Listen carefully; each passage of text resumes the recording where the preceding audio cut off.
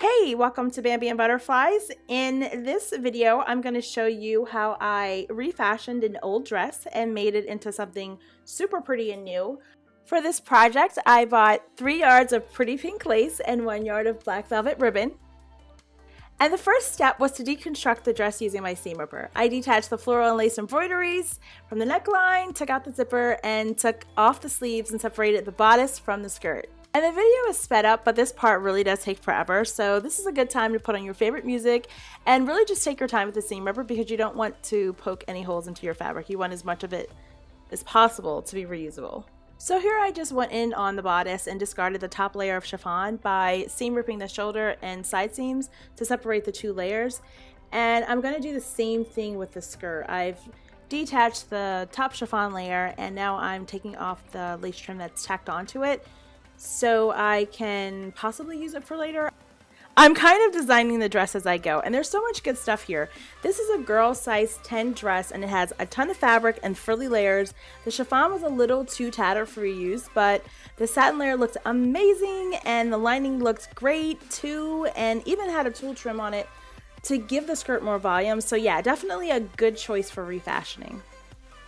And so here I have pressed the satin layer a little on low heat and cut a small portion of it to cut a new bodice. My daughter's 13 and the dress is a 10, so I needed to extend the side seams just a little bit by 1 inch or so on both sides.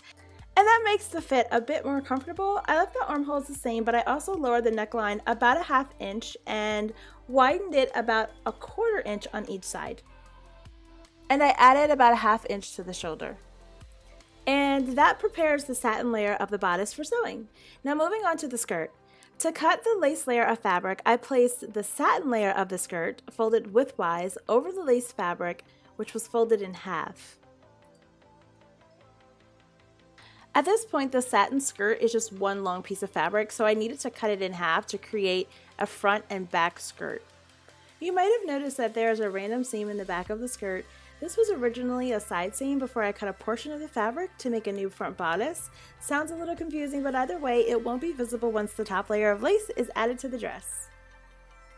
And I'll also cut the back of the satin skirt in half, and I basically make the same cuts to the lace fabric. I cut it in half lengthwise to make the waistline, then I cut it to make the front and back of the lace layer of the skirt, and I also cut the back of the lace skirt in half, which is where the zipper will eventually be attached. Now it's finally time to sew! Yay! So I used French seams to close the side seams of the bodice. This type of satin fabric frays a lot, so I wanted to enclose it with a French seam. And if you don't know what that is, it just means that you place wrong sides together and sew at 1/4 inch, then trim the seams to 1/8 inch, fold it over, right sides together, and make another 1/4 inch seam.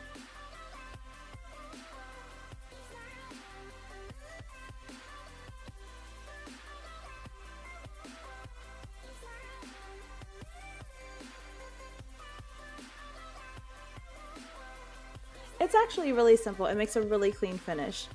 That's the inside seam with frayed edges tucked in, and the outside visible seam, which looks really great. Next, I'm going to mark where I will sew in the zipper, and I decided to go with a V-shaped neckline in the back. So I'm cutting one side of the back, then folding it in half to cut it equally on the other side. And off camera, I put gathers at the waistline, which was also there in the original dress. When looking at the front bodice, my vision for the dress started to come together. At this point, I knew I wanted to make a large billowy ruffle around the top of the bodice, so I'm pretty much figuring all of that out and decided to go with an asymmetrical cut cold shoulder. I'm using the satin bodice to cut the top layer of lace, and I make sure to gather the fabric a bit in the middle since I'll need the extra fabric when I sew the basting stitch. The plan is to have gathers on the front bodice so it has the look of a looser fit.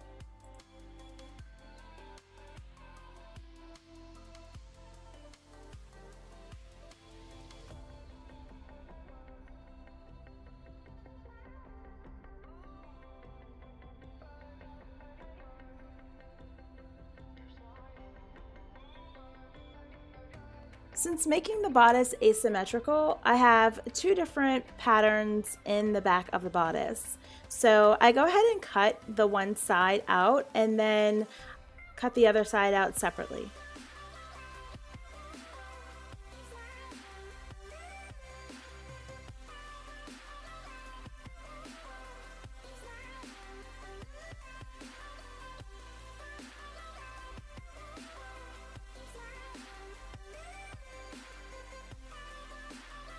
I sew the lace bodice together the same way I did the satin bodice with French seams. For the lace bodice, I also gathered the front of the bodice on the bottom as well as the top. Here I have the lace and satin bodice pinned so I can sew them together at the armhole. And actually at the shoulder too.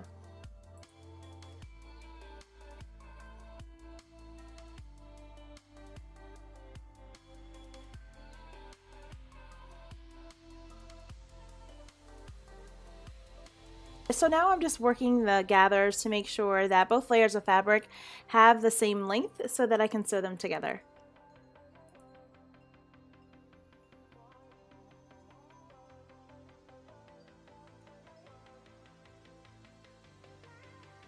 Okay, so to make the gathers, I make 2 rows of a basting stitch in both the satin layer and the lace layer of fabric, and actually the lining layer too. So on one side of the fabric, you basically just take the threads and use a pin and make a figure 8 around the pin to hold them in place.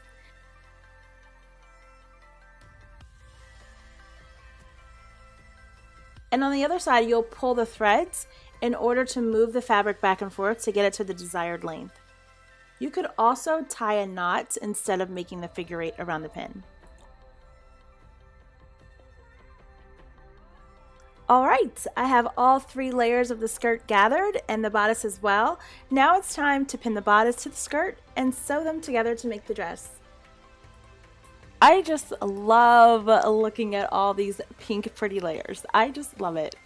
For finishing the inside of the dress, before pinning the 2 pieces together, you can clean up the edges of the fabric with a serger and then pin and sew. Or you could pin and sew, then fold the inside edges of the waistline under, then secure the finish with a top stitch. And voila, we have a dress.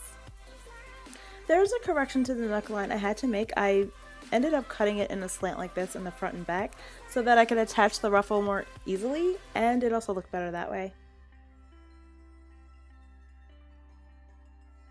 And for the finishing touch, the ruffle. I folded the fabric first this way and then this way and cut out a circle.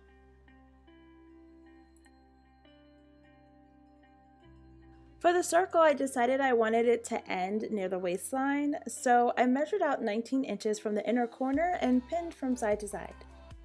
I actually made a double row of pins so that the fabric wouldn't move too much while I cut. This will be the hem of the ruffle.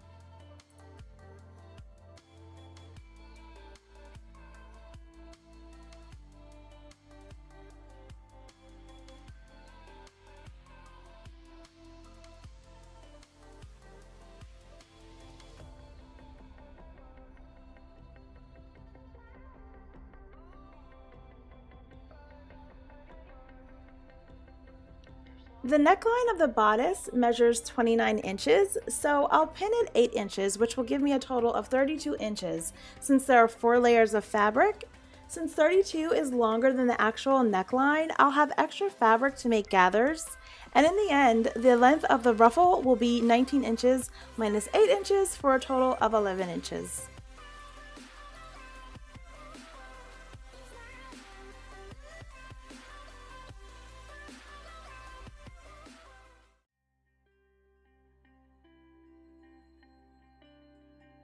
It's so pretty, and that's it. I gathered the ruffle an inch below the edge of the neckline and attached the black velvet ribbon to the inside of the front and back bodice for a strap, and here's the final look. I'm really happy with the final outcome.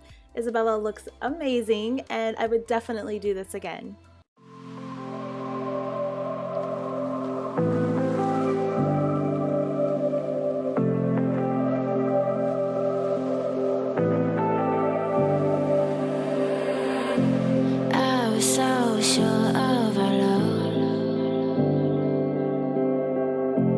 Never thought of any reason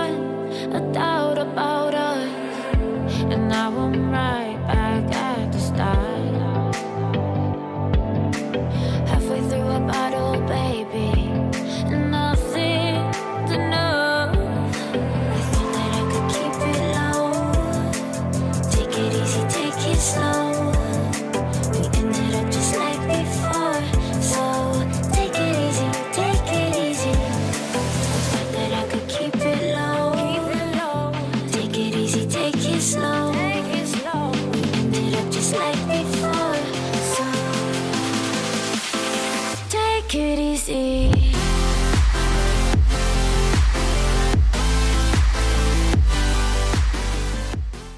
Thanks so much for watching. If you enjoyed this video, please make sure to like and subscribe, and if you have any questions at all, leave them in the comments below and I'll be happy to answer. Also, be sure to check out Isabella's YouTube channel. She's at Isabella Cozart, which I'll link in the description. Thanks again. Bye!